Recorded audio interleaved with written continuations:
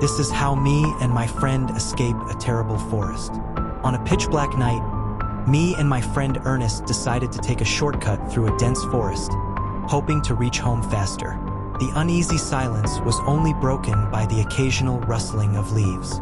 As I ventured deeper into the forest, the path seemed to disappear, and the trees closed in around me.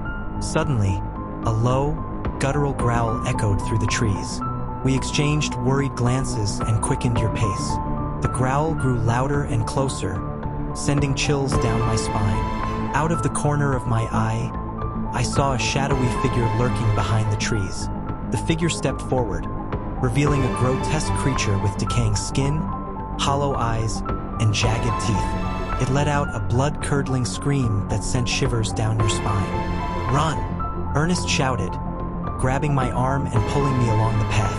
I sprinted through the forest, but the creature seemed to be gaining on me. Desperation set in as you realized there was no escape. I stumbled upon an old, abandoned cabin hidden among the trees.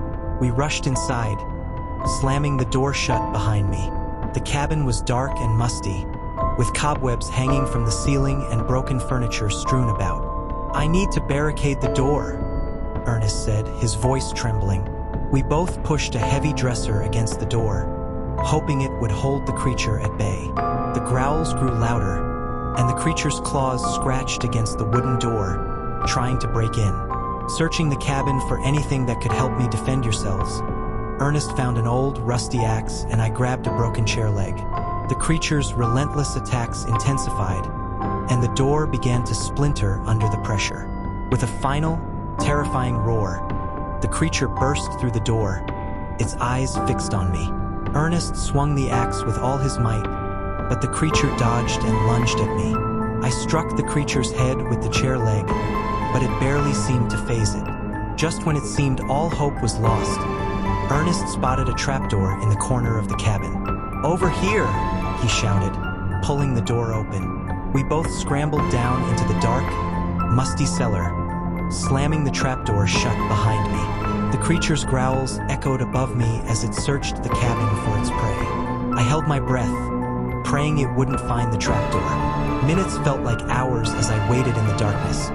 The only sounds your ragged breathing and the creature's frustrated growls. Eventually, the growls grew fainter, and I dared to hope that the creature had given up. We slowly climbed out of the cellar, your hearts still pounding with fear. The cabin was silent, and the creature was nowhere to be seen. I decided to make a run for it, hoping to find our way out of the forest before the creature returned. With renewed determination, we sprinted through the trees, guided by the faint glow of the moon. As dawn began to break, we finally emerged from the forest, exhausted and shaken but alive. I vowed never to take the shortcut through the forest again, grateful to have escaped the night of terror. Follow for more scary stories like this.